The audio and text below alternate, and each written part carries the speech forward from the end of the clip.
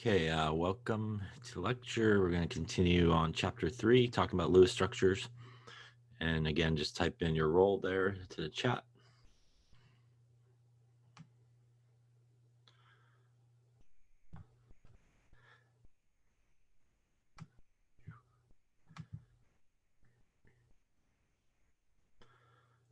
Okay, so we have been talking about bonding, and let's move a couple of things here. That there, move this over here, I think. Go.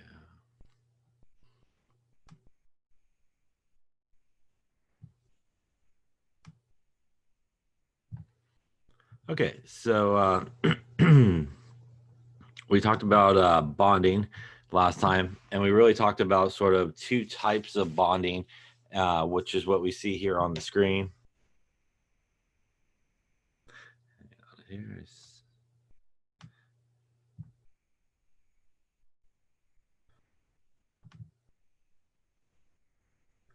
no, so the study assignments, they are still considered they're still kind of considered labs and stuff like that. So although they do look like worksheets, we typically don't release the answers to those because obviously they're used every semester and stuff like that. But if you have anything specific question on one of them or something like that, you could email me or something like that, and I'll be more than happy to kind of walk you through and stuff like that. But again, since it's typically kind of like a lab, we don't usually release sort of the answers for those guys.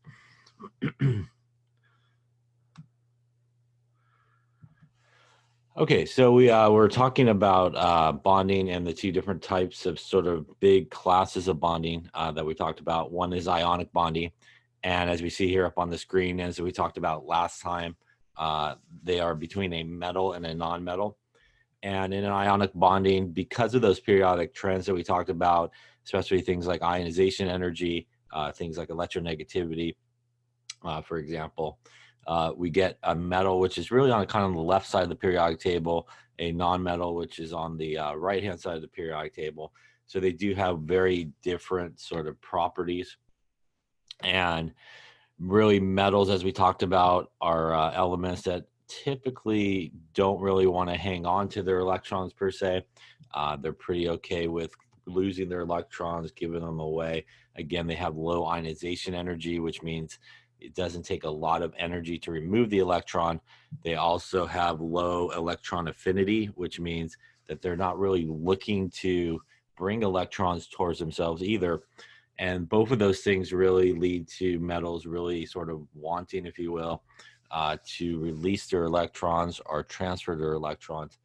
And that's different than our nonmetals, which are pretty much bunched up there at the top right of the periodic table altogether, which means they do sort of share high electronegativity typically and high ionization energy, which both again means that the high ionization energy, that it takes a lot of energy to try to remove electrons from those guys, and the high electronegativity means that they typically will bring electrons towards themselves.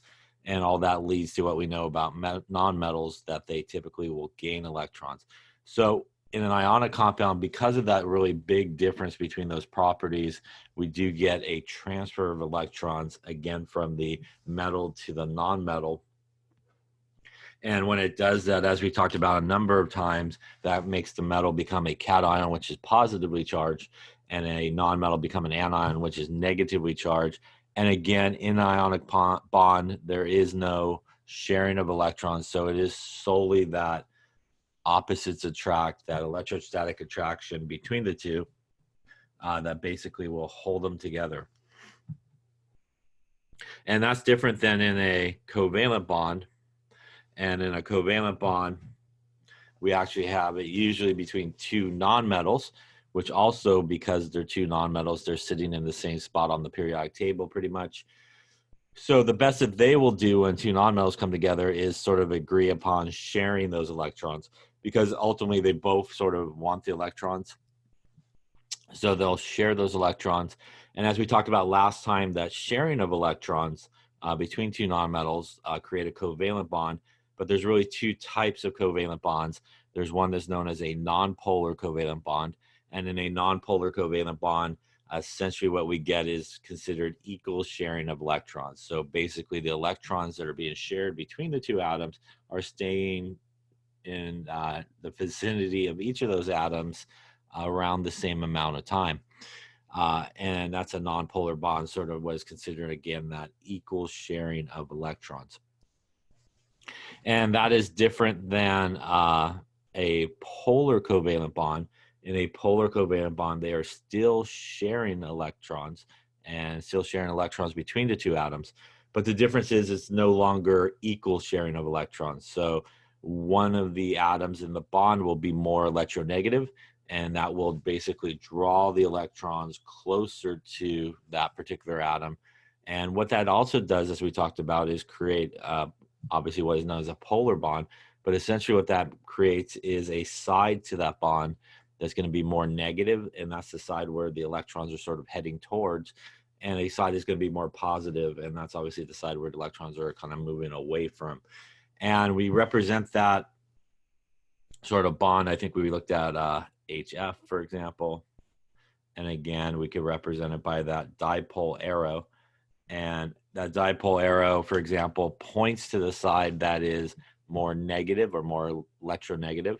And again, the side on the left-hand side, for example, here, that sort of makes like a plus sign is to the side that's more positive, where the electrons are sort of leaving. And again, we represent it with that arrow. And sometimes they're represented with these, as we saw, partially negative, partially positive type of charge.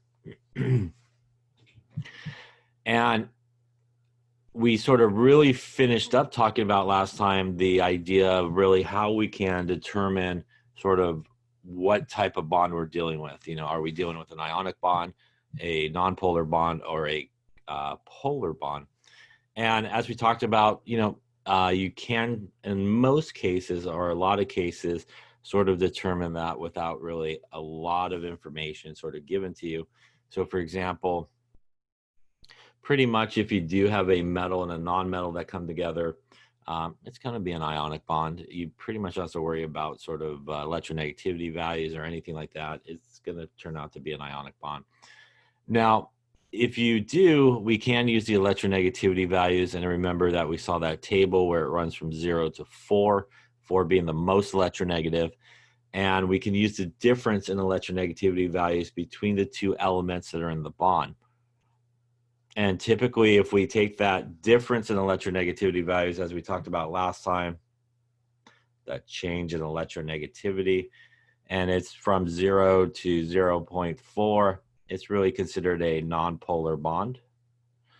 If you're kind of above 0.4 to below 2, it's considered a polar covalent bond, and usually above 2 is a ionic bond. And we saw a couple of examples there where essentially, again, you just go to that table and take the two values and subtract them. And again, it will tell you whether or not it's going to be polar or nonpolar. Definitely, if you have two elements in a bond that are the same element, obviously, I guess it wouldn't be two elements, but the same element on both sides of the bond, like F2, H2 that we saw, they're going to have the exact same electronegativity values, and they're going to zero out when you subtract them. And again, that's considered definitely a nonpolar bond, or sometimes referred to as a pure covalent bond, as that's perfectly equal sharing of electrons. I would say probably 9 times out of 10, if you got some different elements in a bond, usually that will lead you to a polar bond. But we did see not in all cases. So for example, I think something like carbon and sulfur, if we looked at that sort of list there, which I think might be here, there you go. So if we looked at carbon and sulfur, although they are different elements, they do share the same electronegativity value again. And we talked a little bit about that diagonal relationship that you see on the periodic table.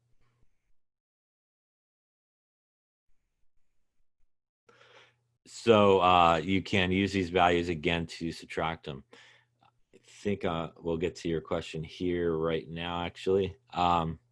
Again, if you don't have, for example, as we talked about, I think last time, if you don't have these values sort of given to you, you can, in a lot of cases, use the general trend of electronegativity that we know on the periodic table to help you sort of figure it out. So for example, we know that as you go up and to the right on the periodic table, it becomes more electronegative. And as you go left and down on the periodic table, it becomes less electronegative. And you could use that especially when you're dealing with elements that are in the same period, for example. So for example, if we look here and I wanted to compare, say, carbon and oxygen like we talked about previously, we could do the actual values like we see down here in the middle that we did last time over in this region. We can actually see the values, and when we subtract the values, we do get a difference of 1. Now, if we didn't have the values given to us, we could look at the periodic table, and again, we see, like I think we talked about last time, that carbon is further to the left on the periodic table than oxygen, and they're in the same row. And that automatically should tell you that oxygen is more electronegative because it's further to the right. And you really would not need the numbers in that case to know that that should give you a polar bond. Same thing with nitrogen and oxygen. Again, if nitrogen and oxygen came together, we see that oxygen is further to the right on the periodic table, which would imply that it is more electronegative. And we could kind of do that direct comparison because they are in the same row. So if we're in the same row, you pretty much can kind of do that comparison without any trouble. So for example, if you go down and we just had, you know, something between, say, phosphorus and chlorine, for example, again, they're in the same row. Chlorine is further to the right, so we would expect it to be more electronegative and create a polar bond. We also talked about you could do that in a group going up and down. So if you don't have the numbers and you're comparing somebody that's in the same group, you could also do the exact same thing. So for example, if we were doing nitrogen and phosphorus, nitrogen is further up in the group, which would imply going further up would be more electronegative, and we would expect it to be a polar bond. So there's a lot of cases where, although, you know, sometimes people think I need these numbers all the time, there's a lot of cases that you really don't need the numbers, and you can make a pretty good educated guess as to whether or not it'll be polar or non-polar without those numbers, just by simply following the sort of general trend that we see, like right here, for electronegativity. And you especially can pretty much guarantee it if you're comparing two things that are in the same row on the periodic table or two things that are in the same group on the periodic table. Just by their locations, you could probably know that there is a difference in electronegativity and that it probably will be a polar bond. So like everything in life is not 100% on every single situation, but it's probably pretty high 90s if you got that situation occurring, that you could use the general trend to really figure out things. Other questions on that? And like I said, I think the other day as well, obviously, if it's something specific and you need those values, they would be provided for you. If I do not provide those values to you, pretty much means that you could probably use the general trend in electronegativity to figure out what you would need to know in terms of, is it polar or non-polar? Any questions on that stuff or stuff that we talked about last time? Okay, so let us continue then. So just to finish up this topic here, and we sort of talked a little bit about this, I think, last time. Let's come back. There you go. Although there's no real sharp distinction between sort of polar and ionic, and like I said last time, you know, the sort of above 2 indifference in terms of electronegativity is for most things, but it doesn't apply to all ionic compounds. So again, in terms of ionic compounds, pretty much you should keep it simple. If you see a metal and non-metal, consider it an ionic compound. Consider that electrons are being transferred, and you should be okay. And again, just to see if I could just find one real quick that doesn't sort of meet that. Let's see.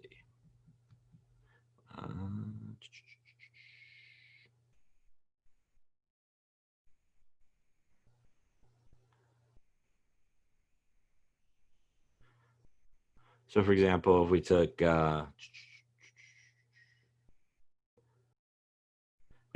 magnesium and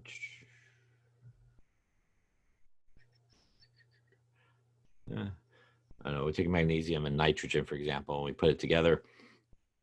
Magnesium, nitrogen, the difference there is 1.8, which is obviously a little less than 2, but it's still going to be an ionic bond because it's a metal and a non-metal. So again, in most cases, that above 2 or 2 and above is pretty good cutoff for most ionic compounds. But it doesn't 100% work for everything in terms of ionic compounds, and that's why you should really default back to what we were just talking about. That metal, non-metal going to give you an ionic compound. Now, sometimes we talk about sort of polar and ionic in the sense of what is referred to as percent ionic character. And an ionic bond obviously would have 100% ionic character. If you had a nonpolar or purely covalent bond, it would have 0% ionic character. Not a lot of people still kind of refer to things in terms of percent ionic character, but it's just sort of another way to describe basically polar and nonpolar, as we can kind of see in this table as well. An ionic bond obviously has a high ionic percentage, while obviously a nonpolar bond would have 0 in terms of it. All right, so let's talk about actually now sort of writing Lewis structures and the steps to follow to draw Lewis structures correctly. And we talked a little bit about sort of Lewis structures in the sense of ionic bonding earlier. And remember that basically a Lewis structure is going to consist of sort of Lewis dot symbols or electron dot symbols. And those guys are the symbol with one dot to represent basically each of the valence electrons that we see in the element. The valence electrons, again, can be found very easily by the group number. So whatever the group number is the number of valence electrons in that particular element. And in ionic compounds, when we drew them, again, we drew them so we show that there's no sharing of electrons. But really what we're going to be talking about here is for covalent compounds. So we are going to show sort of the sharing of electrons. And most of the time when we do this, we will show the bonding electrons drawn with a line. You don't necessarily have to use the line. You could still use the dots if you want. But we'll use, again, the line to represent that bonding electrons. But if you need to draw these structures, you should follow these rules here we're going to talk about. Usually will lead you to a pretty good structure. If you don't follow these rules and you draw things, I call it sometimes piecemeal, kind of each individual Lewis dot symbol by themselves, and you try to figure out, okay, this guy comes over here, this guy comes over here, this one comes over here.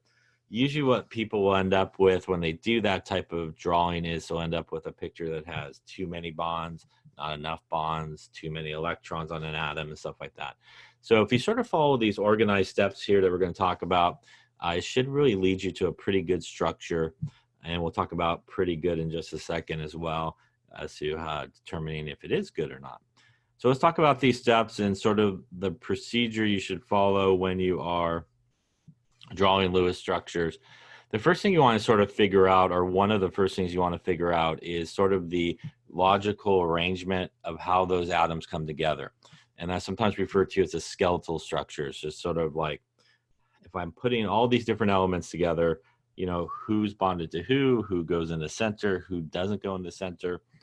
So to help you sort of figure out what atom perhaps or what element should end up in the center of your Lewis structure, typically speaking, the least electronegative atom will find itself in the center. So if you have a choice of some different atoms, usually the good structures with the least electronegative atom occupying the center position. And in a lot of cases, everything else attached is the same as, everything else attached is to that center atom. So a lot of things that you draw will have a center atom, one center atom, and everything else will be directly attached to it. There are also structures that have multiple center atoms with other things attached to it. We don't get into too much of that in this class, but we do see a little bit of it. But mostly it's going to be one guy in the center and everybody else attached to it. What that means is hydrogen cannot be in the center atom for what we talked about last time. 2 important rules to remember, right? And that is that hydrogen, only 2 electrons, and everybody else is going to go for that octet rule, which is 8 electrons. So hydrogen, remember, only needs to get to helium in terms of its electron configuration. So that means that it just needs a total of 2 electrons. So that means hydrogen can never be in the middle. It should always be on the outside. And pretty much in all your pictures, hydrogen pretty much should just look like this. One line to hydrogen, and that's it. Because that one line represents a pair of electrons, which would be 2 electrons. And that would max out hydrogen at that point. Although it does look like I'll move my pen. It looks like I had a dot there. So it should just have the line and never in the center. So you should never draw hydrogen with dots around it. You should never draw hydrogen double bonded, triple bonded, or anything like that. Otherwise, you should just draw an X over your paper, and that would be wrong. Yeah, so it should just look like that and the end. Fluorine will also usually never occupy the center position. So as we've been talking about, fluorine is the most electronegative element we have. So it should never be in the middle. Now, probably more important maybe than sort of the arrangement to begin with when you're figuring out your Lewis structure is really number 2 there. And number 2 is you want to count up the total number of valence electrons in that particular molecule or ion that you're doing. So you want to get a whole count of all the valence electrons that are available to you. That number is extremely important because when you draw your picture, you got to hit that number exactly on the nose. So your picture has to have that exact same number of elements, that exact same number of electrons that you counted when your picture is done. If it has too many or less than that number, then it's not a correct picture. That also means that if you are drawing something with a charge, you do have to adjust your count. So if you have something that's an anion or negatively charged, that means, as we talked about, that it gained electrons. So you have to add those electrons to your total. And if you have something that is positively charged, that means that it lost electrons. So you need to subtract that from your total. So the total number of valence electrons is really important. And this is the approach that we take when we draw these things, that we have these total number of electrons to distribute in this picture. We're going to try to distribute it in sort of an organized fashion to each of the elements that are in this picture. And again, that should hopefully prevent you from ending up with sort of the wrong picture if you try to do it piece by piece. Once that you have sort of the logical arrangement, once you have figured out the total number of electrons that you should use in your picture, the next thing you want to do is draw just one single bond from the center atom to each of the outside atoms. So if you're going to use lines, you just use lines to do that. You draw one line from the center guy to each of the outside atoms. And remember that each of those lines are going to represent 2 electrons. So you want to figure out how many electrons you just used. And then you're going to subtract it from your total number of electrons you started with. And those remaining electrons that you need to distribute, you're going to distribute first on the outside atoms in pairs. So you're going to do dots on the outside atoms until each of the outside atoms essentially have 8 valence electrons around them. Then you'll fill up all the outside atoms. And if you filled up all the outside atoms and you still have electrons that you need to put on your picture, that is then when you go to the center atom. And on the center atom, you would put them there in pairs as well. Hopefully at that point, you would have distributed all your electrons. The last thing you want to do is make sure that everybody has met the octet rule, or for hydrogen, obviously the duet rule with only 2 electrons. And it's at that point that if somebody did not meet the octet rule, you will try to fix it by making a double bond and sort of exhaust all your double bond options. And if your double bonds don't fix the problem, then you should go to triple bonds. So usually speaking, and this is something people like to do as well, they kind of like to double bond, triple bond right out of the box, just to keep drawing bonds and stuff like that. And again, that usually will lead to not the best picture, maybe a wrong picture and stuff like that. So a good thing to sort of think about is to sort of save double bonds, triple bonds, to sort of fix a situation where the octet rule has not been met. All right, so that is a lot of words there. So let's actually see this in practice here. So let's take a look at NF3 and let's look at, so there are these steps and how to approach it. So the first thing we want to do really is we want to figure out the total number of valence electrons that we got going on here. And let's take my pen here. So again, remember that the number of valence electrons is equal to the group number. So if I grab my handy dandy periodic table, and if you got one as well, you might want to grab it here so you can see where all these numbers are coming from. So our nitrogen, again, is group number 5 on the periodic table, which means that it should have 5 valence electrons. There are 3 fluorines, which each are group number 7 on the periodic table, which means they each have 7 valence electrons.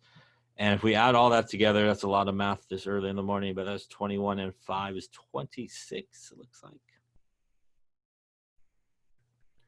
So we have 26 valence electrons here. And again, that 26 number is really important because when we are all done with our picture, we have to have exactly 26 electrons in our picture. Again, we can't have any more. We can't have any less than that. We do need to hit that number exactly on the nose, which is, again, 26 here. All right, so now that we have our total number of valence electrons, we want a logical arrangement of how to put this together. I would say in most cases, if you have one element and 3 of another, most cases that one element is going to be in the center. Everything else will be attached to it directly. But here we are comparing nitrogen and fluorine, and we do know that fluorine is obviously more electronegative than nitrogen, and that also tells us that the least electronegative atom should be in the center. So what we're going to do is a logical arrangement here. We're going to take our nitrogen. We're going to put our fluorines around it. And this would be sort of our logical arrangement of how to organize this molecule. If you wanted to, it makes no difference. I put that fluorine on the bottom underneath the nitrogen. You could draw the fluorine on top above the nitrogen. It's perfectly fine. It's the exact same situation. So now that we got this logical arrangement, what we want to do is make one single bond from the center atom to each of the outside ones. So I'm just going to draw a line. And again, if you want to use dots here, you can, but I'm going to use lines to represent the bonding. I guess I drew it way far away, so we'll do that. So what that represents now is that I have now made 3 single bonds. Each of those lines represent 2 electrons. So that is 6 total electrons. And if I subtract that 6 off of my kind of starting amount here, I see I have 20 electrons still to go. Now, all these extra electrons are not really extra, but all these 20 electrons are going to go on the outside ones in pairs. So again, not singly put on, but outside ones in pairs until we fill up all the outside ones with 8. So we're going to go here and go 1, that's 2, that is 4, and that is 6. That fluorine is now full, so I'm going to go to the next outside one. That is now going to be 8, 10, 12. And that now fills up that fluorine. I'm now going to go to the next outside one. 14, 16, and 18. And that should fill up that outside one as well. And if I count up the total number of electrons that I have placed on this molecule at this point, if we go around, we see we have 2, 4, 6, 8, 10, 12, 14, 16, 18, 20, 22, 24 electrons have been placed. I still have 2 more electrons to go. I have nowhere to put it on the outside atoms. So now I'm going to go to the center atom and put the 2 dots there. And now we have placed all 26 of our electrons. And we now have, if we look at it, 2, 4, 6, 8, 10, 12, 14, 16, 18, 20, 22, 24, and 26 electrons. The last thing we want to do is make sure that everybody has met the octet rule. So if we look at, for example, this fluorine here, it has 2, 4, 6, 8. All the fluorines are exactly the same. So they all have 8, so they're good. Nitrogen in the middle has 2, 4, 6, and 8 electrons. It is good as well, and everything is perfectly good here. They've all met the octet rule. We've applied 26 electrons to the nose, and that should be the correct Lewis structure. When you do draw your Lewis structure, just like I did here on the screen, you do need to make sure you include all the non-bonding electron. All those dots do need to be put onto your structure. Any question on those steps there? Okay, so let's take a look at perhaps a couple more here.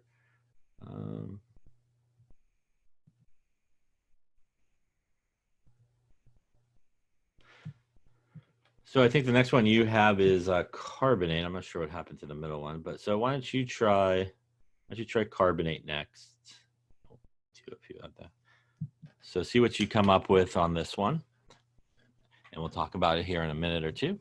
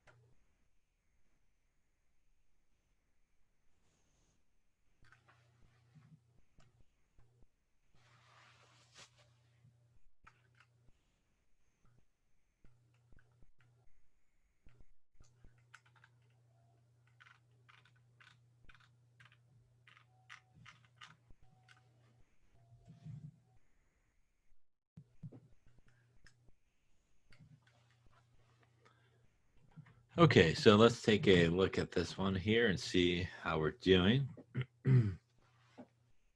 So again, we want to kind of start with the same process. We want to start with the total number of valence electrons, which is really important. And for carbon, it is group number 4 on the periodic table. So there's 4 for that guy. There are 3 oxygens, each in group 6. So there's 6 times 3. And then now we do have this -2. And again, the -2 charge means that it gained electrons. So we do need to add them into our total. And that is going to give us a lot of math there. That's 18, 20, 24 valence electrons. So when we're done with our picture, that is the number of valence electrons that we do need to have in our picture. Again, this is a case like we talked about earlier. Even if you did not have, for example, the electronegativity values given to you, when you look at the periodic table and you see carbon and oxygen, they are again in the same row. And we do see that oxygen is further to the right which means oxygen should be more electronegative. That also again means that carbon is least electronegative and probably should be in the center. Also, again, logic tells us there's only one carbon and 3 oxygens. The one guy is probably in the center as well. So again, logical arrangement would be the carbon here in the center, oxygens around it, like so. Now, again, you could put that oxygen that I put on top on the bottom. Is perfectly fine as well if you wanted to. We're going to do one single bond from the center to each of the outside ones. So we're going to go single bond, and single bond. In this case, we have now used 6 electrons. That leaves us 18 more to go. Again, they're going to go on the outside in pairs. So we're going to go 2, 4, 6. That fills up that one. 8, 10, 12. That fills up that one. 14, 16, and 18 electrons. At this particular point, we have now used up all 24 of our electrons. So if you count up all the electrons on the picture, there's 24. We do want to make sure that everybody is okay in terms of the octet rule. So if we go to our oxygen, 2, 4, 6, 8, all these oxygens in each of these locations, they're all exactly the same. So they all have 8 electrons. But when we go to our carbon, we have 2, 4, 6 electrons, and that's not good. So carbon here has not met the octet rule. So we do need to fix it. So how can we fix it? So you may say, well, we could just, put some dots here. And that's all good. Now carbon has 8 electrons around it. The problem with that, though, if you're not sure why that would be a problem, if you did that and you counted up the total number of electrons, we are now at 26 and not 24. So that is too many electrons. So we can't fix it by just putting some dots in there. Again, we're going to have too many electrons. So this is a case where if we do not meet the octet rule on something, we want to make a double bond. So all the oxygens in this case are the same. So you can choose any oxygen you like, and you can make a double bond. Now, you may also say to yourself, okay, cool, I could just, draw up a double bond here, right? Like that, very wiggly double bond. And that also is not good, because by putting that line there, we have now gone back to our 26 electrons, and we have too many. So we are going to make a double bond, but when we do make a double bond, what we're actually doing, so I'll get rid of this bond here, just show you. What we're going to actually do is take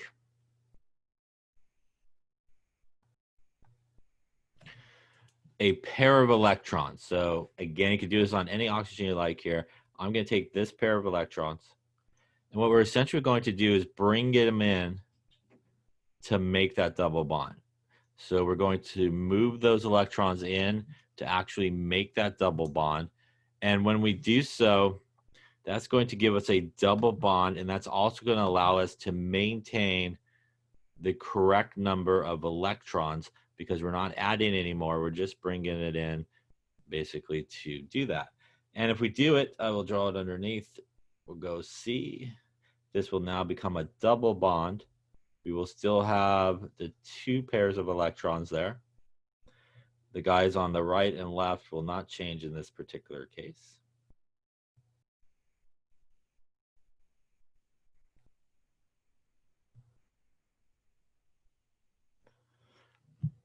And typically speaking, since it's an ion, we typically put brackets around it, and we put the charge on it to make it all nice and pretty looking and all that good stuff. But more importantly, what we just did is now when we look at this carbon, it has 2, 4, 6, 8 electrons. When we look at the oxygen, where we kind of borrow those electrons, it still has 2, 4, 6, 8 electrons. And the oxygens on the outside that are single bonded still have the 2, 4, 6, 8 electrons. We have now hit 8 electrons in everybody. and still maintain the total number of 24 electrons that we should have. Any questions on that there? Now, you absolutely could have made this double bond on any of the other oxygens. So if you did the oxygen on the left through the same procedure, you would end up with a picture that looks like this.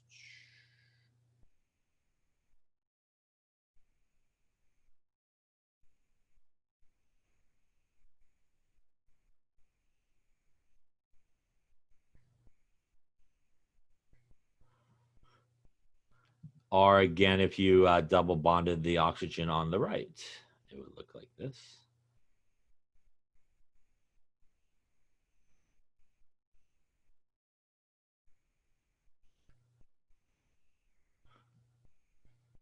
And all three of these structures are actually related to each other. And sometimes, as we'll see in shortly, we'll actually see these pictures, probably nicer drawn.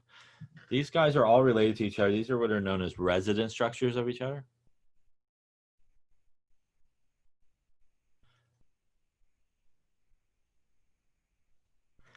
And individually, for example, if you were asked to draw carbonate, just like it is here, you could have drew any one of those three structures. If you were asked to draw all the resident structures, you would want to draw all three of them. And basically what it is obviously we had an option as to where we could do our double bond. And because those double bond electrons are sometimes referred to as being delocalized, which essentially means at some point in time they're up here, but they could move over here to this side and make a bond. And that would give us obviously this structure on the left. Those double bond electrons could find themselves on the right-hand side and make the double bond that we see over here. So because those kind of double bond electrons are sort of moving around from sort of one oxygen in this case to the next, there's a potential that we could have obviously all three of these structures sort of happening. And the real structure is probably somewhere between all three of these, again, because those electrons are sort of moving around kind of freely, if you will, from one sort of atom to the next. So again, at any given time, we could have that double bond toward the top, we could have it to the side, to the other side.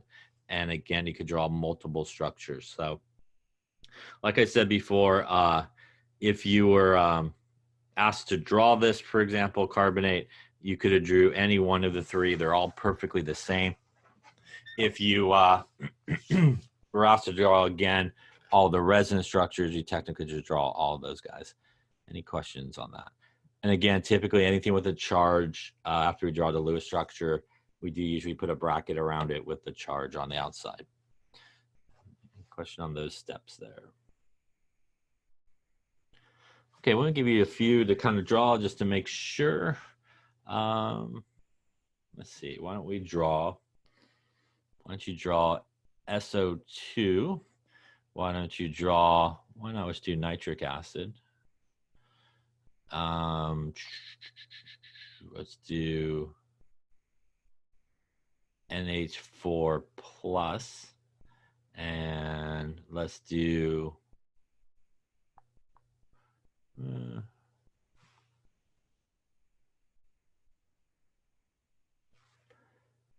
why don't you do H2S? Let's do H2S maybe. H2S.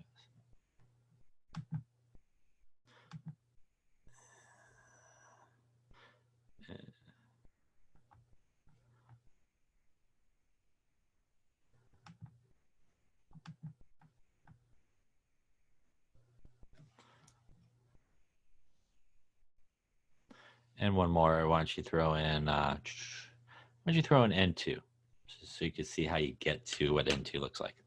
All right, so take a few minutes here, draw the Lewis structures for each of those, and then we'll obviously go through it and make sure everybody has sort of the right arrangement. I'll give you a hint on this one. This one might be a little hard. The hydrogen is actually connected to an oxygen. So nitrogen, oxygen, hydrogen. You got sort of that arrangement with oxygens connected sort of like that. So all the oxygens are connected to the nitrogen. The hydrogen is connected to one of the oxygens. So that's sort of the arrangement on that.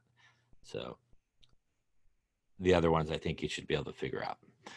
All right, so take a few minutes, draw those Lewis structures correctly, and we'll just make sure everybody's on the same page.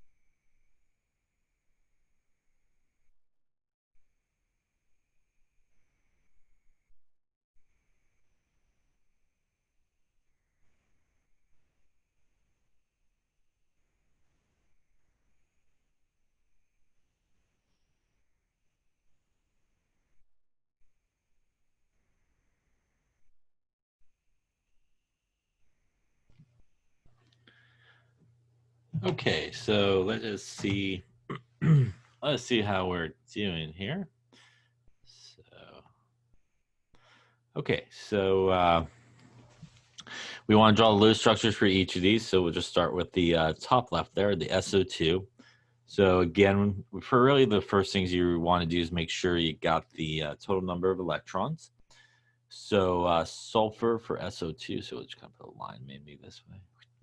So SO2, we have 6 for the sulfur. There's 2 times 6 for each of the oxygens there. And that's going to give us 18 valence electrons. So again, our picture does need to have 18 valence electrons. And again, this is a situation that, again, if you're not given the electronegativity values, you can use that general trend if you weren't sure. If you look on the periodic table, you see oxygen and sulfur are in the same group on the periodic table. And oxygen is further up on the periodic table there. And that means that it should be more electronegative than the sulfur. And that also tells us that the sulfur should be in the middle and oxygen should be on the outside. So we would have sulfur, oxygen, and oxygen here. We're going to do our same process. We're going to make a single bond from the center to each of them that has now used up 4 electrons. That gives me 14 more to go. Just like before, we're going to put on the outside ones first. So we're going to go 2, 4, 6, and that will fill up that guy. We'll continue on to the next outside one, 8, 10, and 12. At this point, we have now put on there 2, 4, 6, 8, 10, 12, 14, 16. Whoops, sorry. So I shouldn't draw just a random line there. 16 electrons. And if you remember, our total electrons there is 18. And this is where sometimes people will mess up on a molecule such as this. We still have, at this point, 2 electrons we need to place. And we filled up all the outside ones. So we do need to go to the center atom and actually place those 2 electrons. And that is how we get those non-bonding electrons on the center atom. Because of the order at which we place them, we should end up with non-bonding electrons there. Sometimes people like to double bond this guy out of the box on both sides and call it a day, nothing on the middle in terms of non-bonding electrons. But again, should have non-bonding electrons there because you can see in the order in which you placed it, that's how we get to those. Any questions on that so far? Obviously, at this point, we've now placed 18 electrons. We need to make sure everybody's good. So if we look on our oxygens on the outside, 2, 4, 6, 8. So it is good. 2, 4, 6, 8. You are correct. So that's what we're doing right now. We're going to make sure that everybody does meet the octet rule. So that's what we're checking right at this moment, actually. So 2, 4, 6, 8 for our oxygens, they're good. And as you correctly typed there, the sulfur is not good because when we look at the sulfur, it has 2, 4, 6 electrons. So the sulfur does not meet the octet rule. So we do need to fix it. So at this point, what we need to do is make a double bond to try to fix it. In this particular guy, we could double bond either of the oxygens. They are both exactly equal to each other. So I'm going to double bond on the right-hand side. Remember that when we double bond, we're going to not just draw a line, but we're really going to take a pair of electrons and move them in. And when we do that, if I double bonded there on the right-hand side, my left-hand side will look the same. I will now have a double bond over here. And it will look something like this. And now when we count up everybody, we have 2, 4, 6, 8 for that oxygen, 2, 4, 6, 8 for the oxygen on the right. Sulfur now has 2, 4, 6, and 8. Now everybody has 8 valence electrons, and we still only have 18 electrons in that picture, and this would be the correct structure. This is also one you could draw a resonance structure for if you wanted to, and it really would just be the double bond on the other side.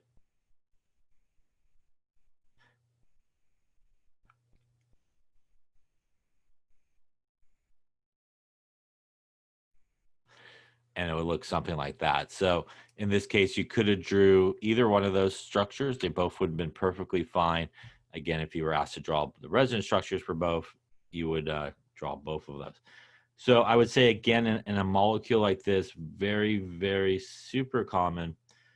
People don't sort of follow those steps, and they can't figure out for the life of them why there's dots on the center atom. So again, if you follow those steps, it should lead you to the right structure in terms of placing those electrons.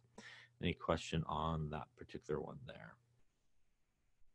Okay, let's look at the one next to it, which is nitric acid. I'm just gonna have to move a couple of things around on my screen so I can actually see my screen. All right, go that way with that. Move this down like there. All right, so I think I can now see some screen.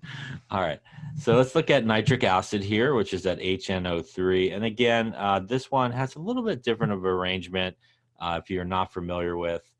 That's why I gave it to you. And if we do have something that I think you wouldn't be able to maybe know the general sort of structure of it, like I did there, I would sort of give you sort of how things are attached to each other. So we still want to kind of follow the same thing. We want to figure out the total number of valence electrons.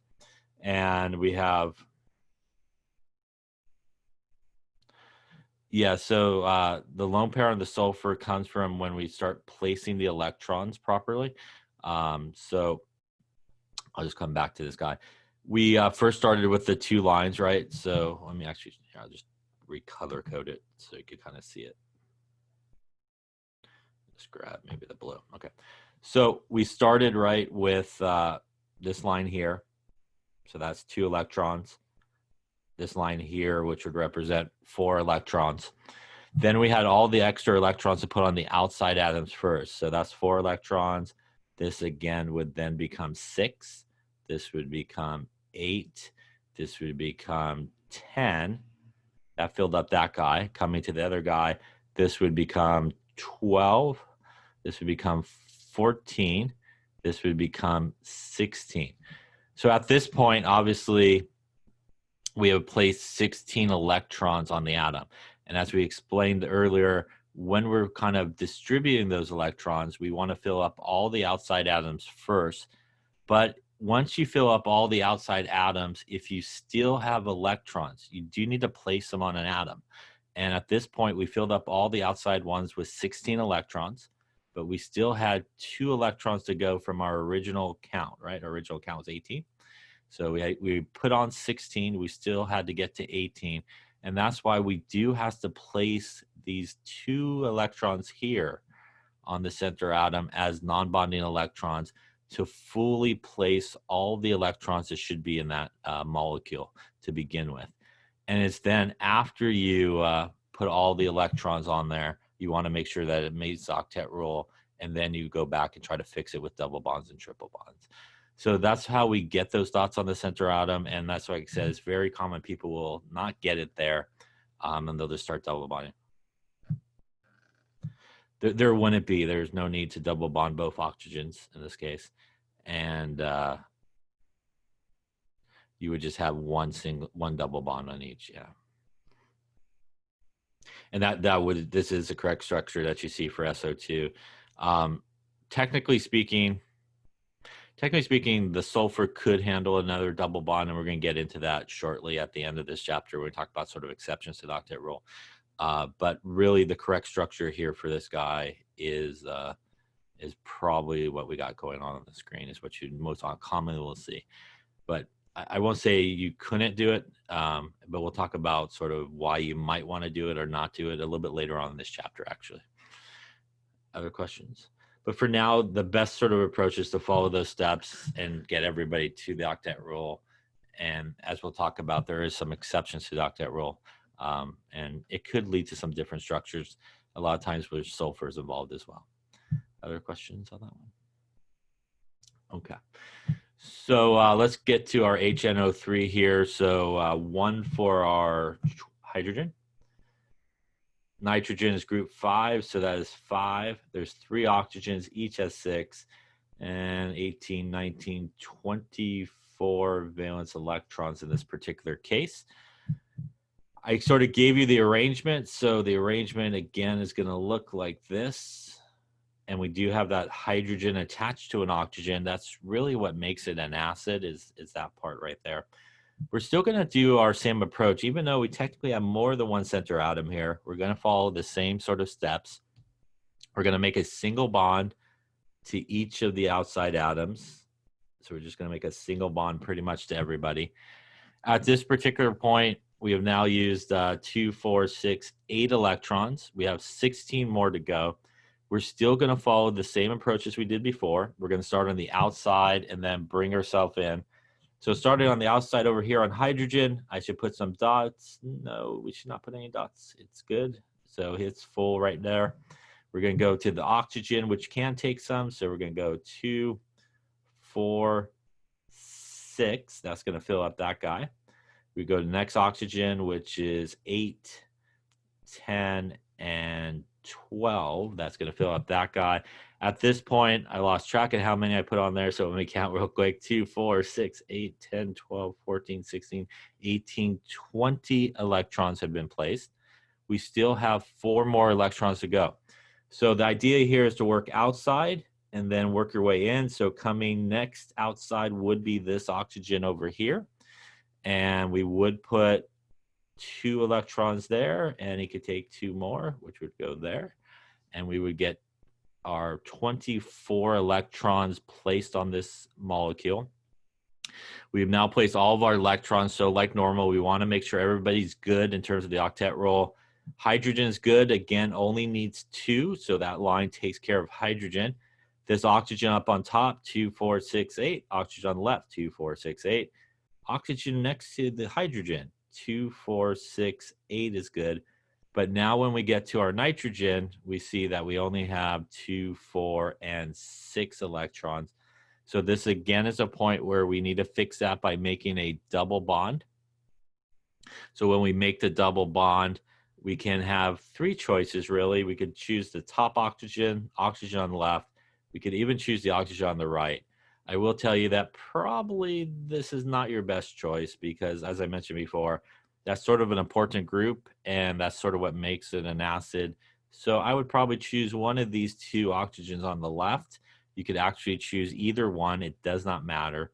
I'm going to double bond the guy on the top. So again, when we double bond, just like we did previously, we're going to take a pair of electrons. We're going to move them in to make that double bond. And we will end up with a picture that looks something like this. Our double bond is going to happen there.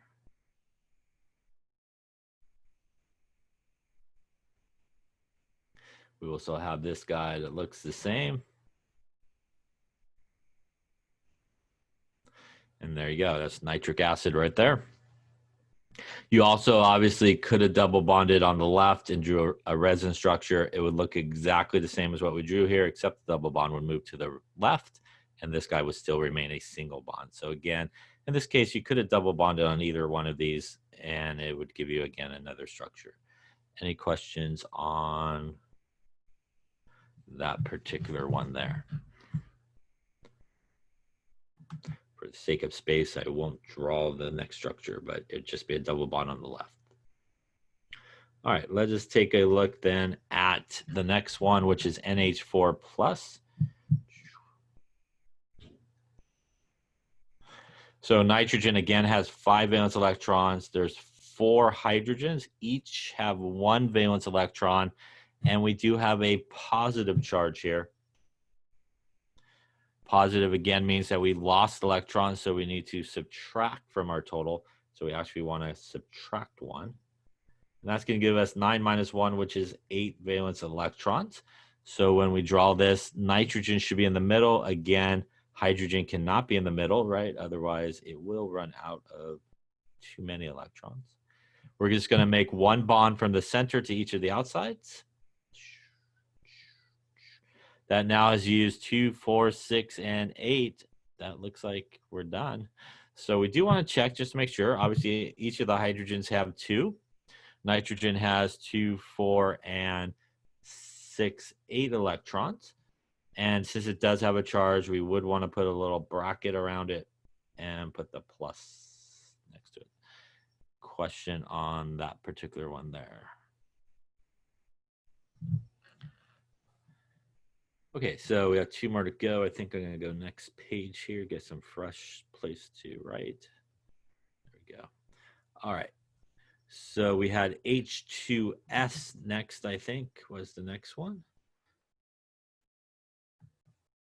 All right, so H2S. So same idea, total valence electrons. We have 2 hydrogens each at 1. We have a sulfur that's 6. That is 8 valence electrons when we draw it.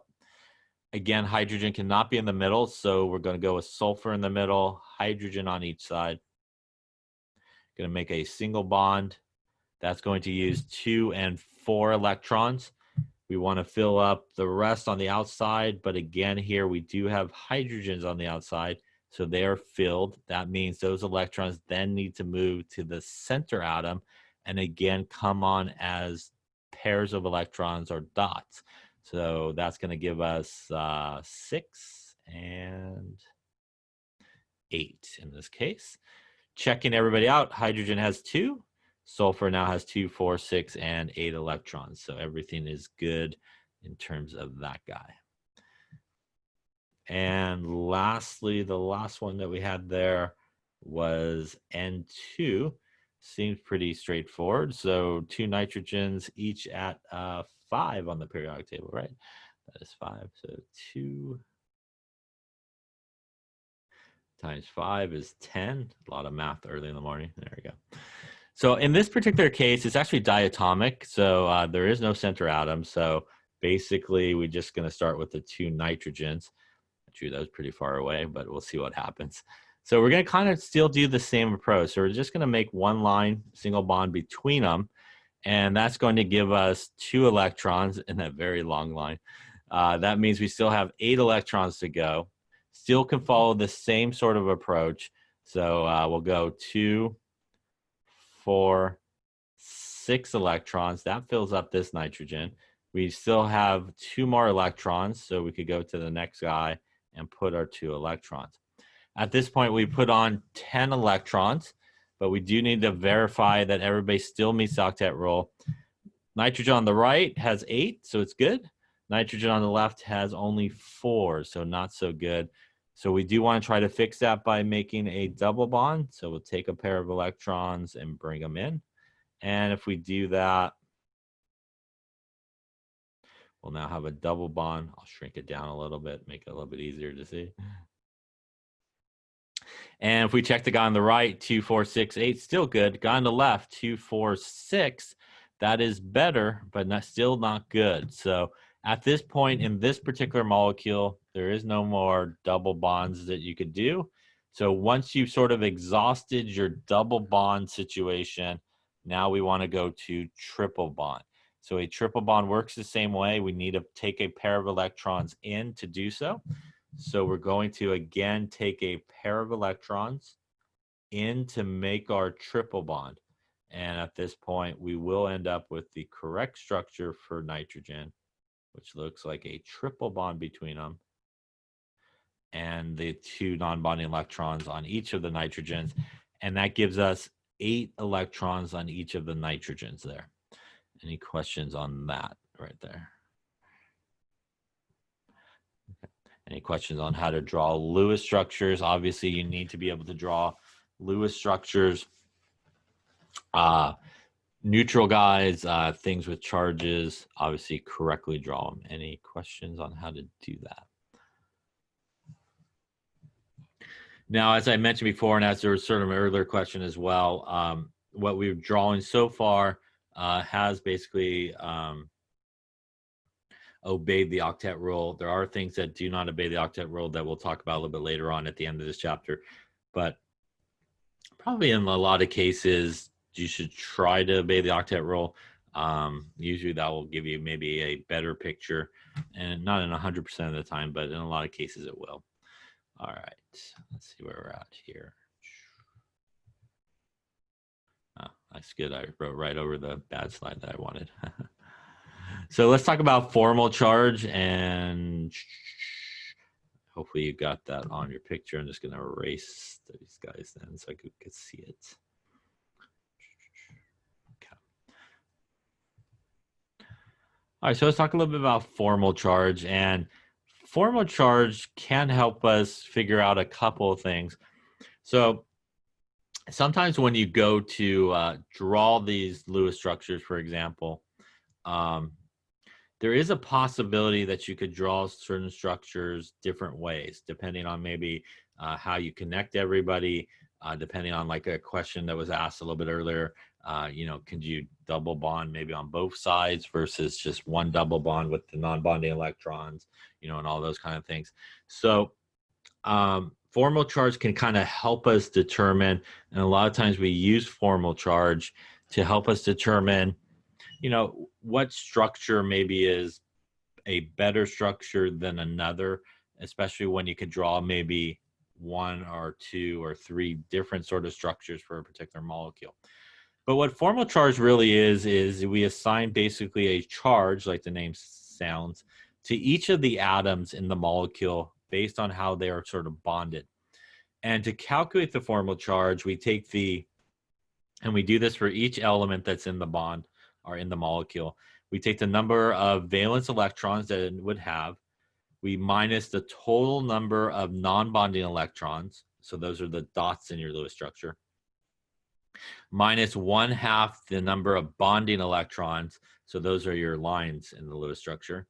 So that's how you calculate the formal charge. And it'll tell you like +1 or -2 or something like that, -1 when we draw it. So for example, if we draw O3, it will look something like this. And if we wanted to calculate the formal charge on each of the elements in this structure, we can do it. So let's take a look. Let's start with the double bonded oxygen. So that would be this guy right here. So in oxygen, it has 6 valence electrons. So we start out with the number of valence electrons in the element, which is 6. We then want to subtract the number of non-bonding electrons. So non-bonding electrons are our dots. So we have 2 and 4 electrons, right? So 4 non-bonding electrons. Again, 1, 2, 3, 4, basically all the dots. We're then going to take 1/2 the number of bonding electrons. And in this particular case, there is a double bond. And each of the lines represents 2 electrons, which means there are 4 electrons there, 2 for each line, and 1/2 of 4. So we take 6 minus 4, which is 2, minus 1/2 of 4, which is 2 as well. The formal charge on this oxygen with that double bond is 0. We could also now calculate the formal charge of, we'll go with the oxygen over here. So if we do it for this oxygen,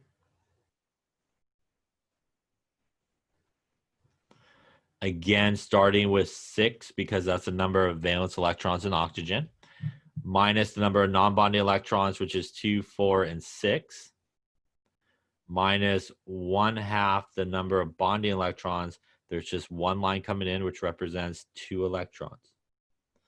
So that is 6 minus 6, which equals 0, minus 1/2 of 2, which is 1.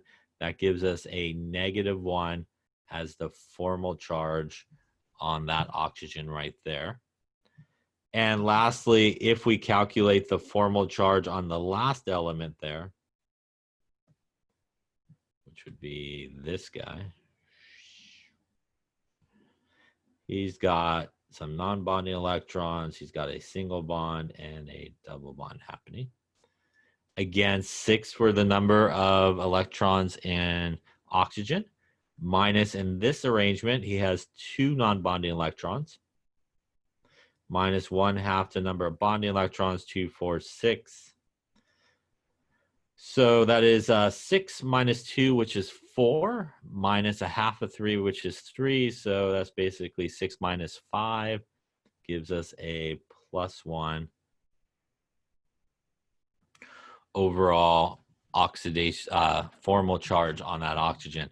Overall, if you add up all the oxidation numbers, +1 and -1 equals 0 and 0, overall ozone is neutral. But individually, if you kind of look at each of these elements in this guy individually, they do have sort of a charge associated with it.